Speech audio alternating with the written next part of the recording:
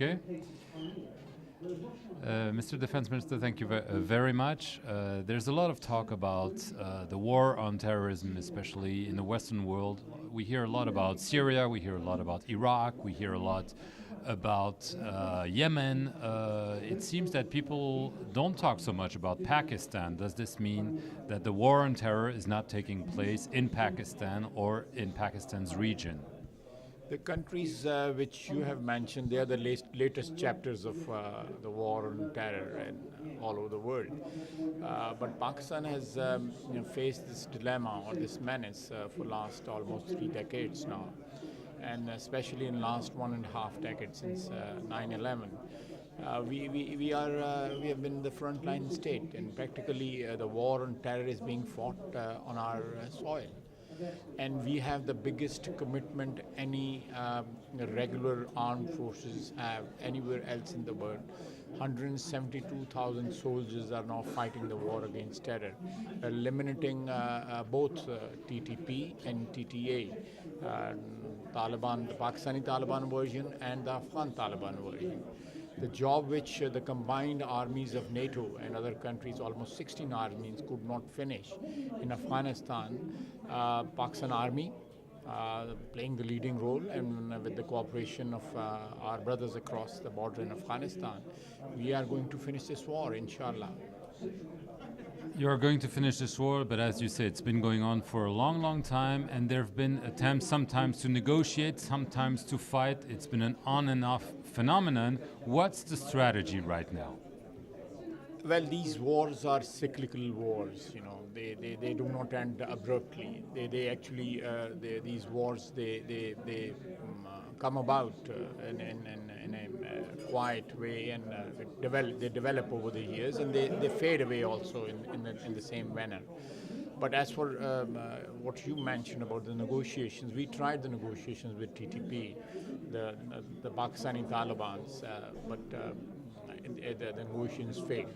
It was an attempt which was futile, and we had to resort to the armed confrontation since now June, and we are confronting them successfully. Inshallah, this operation which we are conducting in our tribal areas, this operation will finish in a few months' time, very soon. And then, of course, there will be other measures which we will take as a government, as a state, to consolidate our gains and finish this menace for all times to come. As for the negotiations with the TTA are concerned, that is primarily the responsibility or of the Afghan government or other partners in this war, or other like the NATO countries, or like America as the leader of NATO countries. So that option is still open, and if Pakistan can play any role, constructive role in those negotiations, we are always ready. We have been participating in that effort in the past, and we are even today ready to play a constructive role in that direction. Let me clarify. So with the Taliban in Pakistan, there are no negotiations anymore, and you say you're going to fight them and you're going to win that war in several months. Is this what you're saying? The effort to negotiate with them collapsed in the middle of 2014.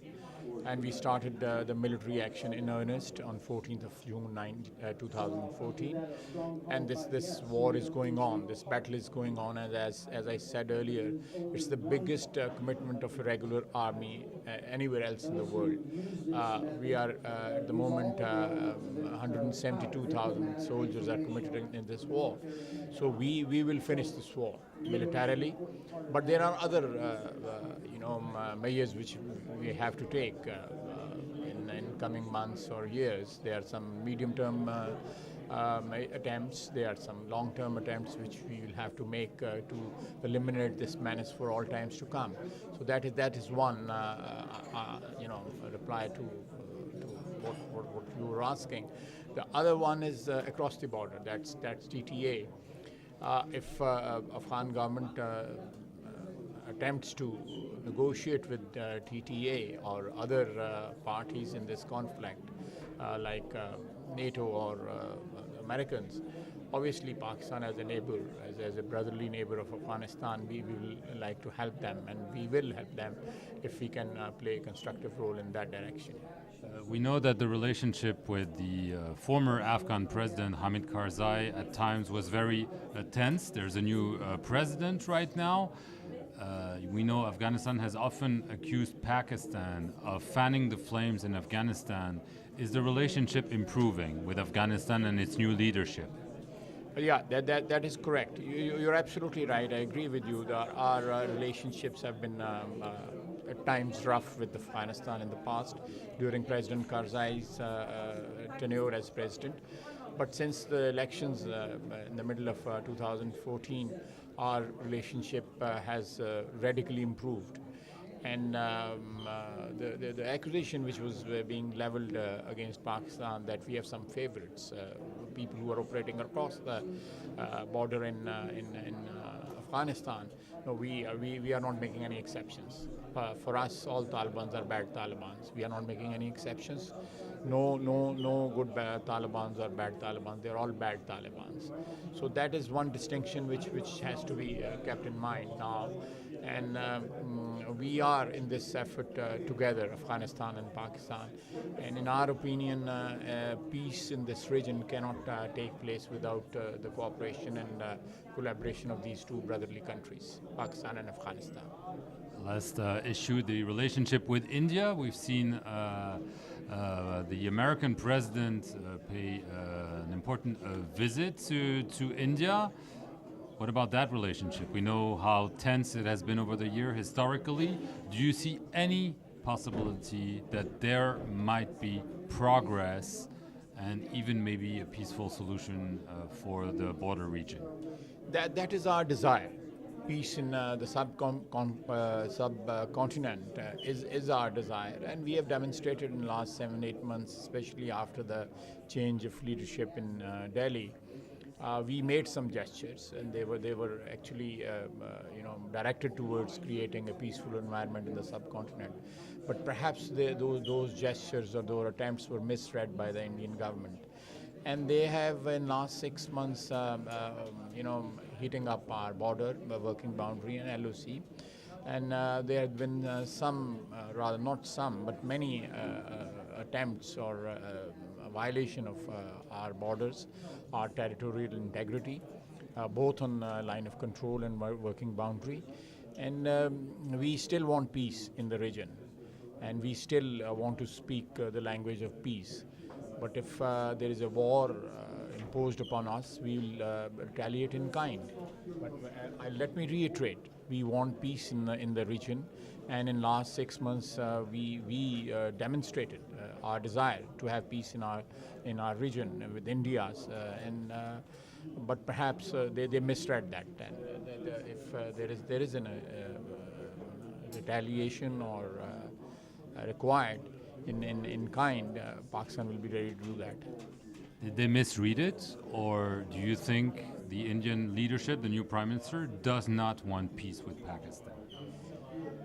Well, what we read in whatever is being done on our borders for the last 6-7 months now, the Indian Prime Minister is playing the same role which he played as Chief Minister of Gujarat. He has not come out of that mode as yet. And in my opinion, in my government's opinion, he's the leader of a very large state, a neighbor.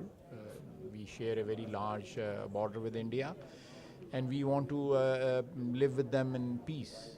And we want to coexist with them in peace, but with dignity, with respect and grace. And let me say it again, we don't want the war, we don't want to fight with India, we want peace, we want the peace in earnest. But if we are forced to retaliate, we are in a position, inshallah, to retaliate in kind. Just very last question. in Paris, there have been those terrorist attacks, and there have been protests in several Muslim countries, especially in Pakistan, about the way the Prophet was being caricatured. And people in the West have been a little bit surprised to see all those protests. What's your view on this?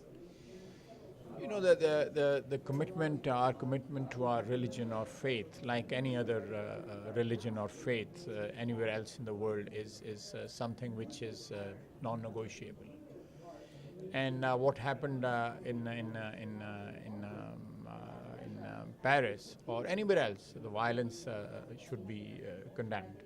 The violence is something which cannot be justified in any sense.